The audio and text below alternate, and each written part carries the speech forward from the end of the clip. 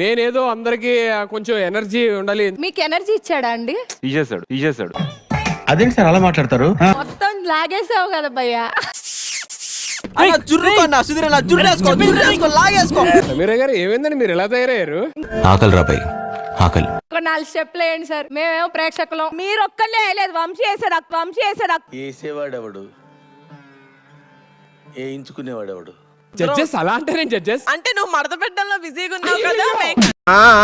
కూసేగాడిది వచ్చి మేసేగాడిదని సెడదే సార్, అదే సెడగొట్టిందని.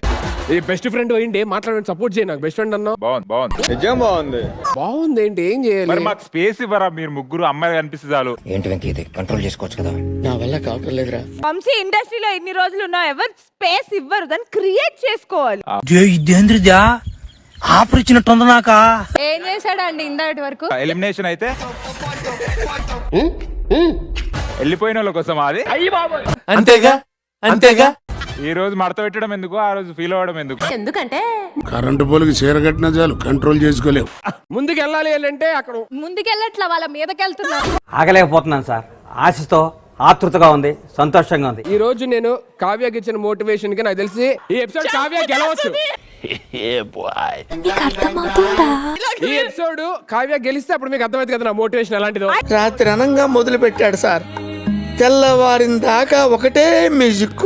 అయితే నువ్వు ఓన్లీ కావ్యకి ఇస్తున్నావా మోటివేషన్? సార్ సాయంత్రం గెస్ట్ హౌస్ బుక్ చేయి, పాప కార్ పంపించు, వచ్చేస్తుంది. ఈ రోజు కావ్య మాత్రం గెలిసి నేను గెలవలేదా? చెప్పు ప్లీజ్, ఇంట్రెస్టింగ్ ఉంటది.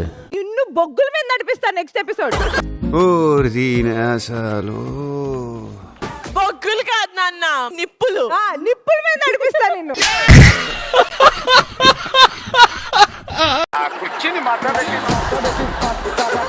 ఉండరా బాబు, ఆల్రెడీ మాట్లాడుతున్నారు. వాడే ఉద్దేశంతో అన్నాడు. అసలు మీ టీం కి మీరు ఇచ్చే మోటివేషన్ ఎలా ఉండాలి? ఇలా ఓపెన్ చేయైతే అడుగు తిరు.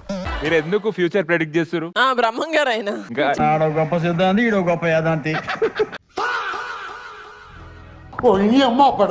But thank you so much all the players and all the very best. Please take your seats. Thank you.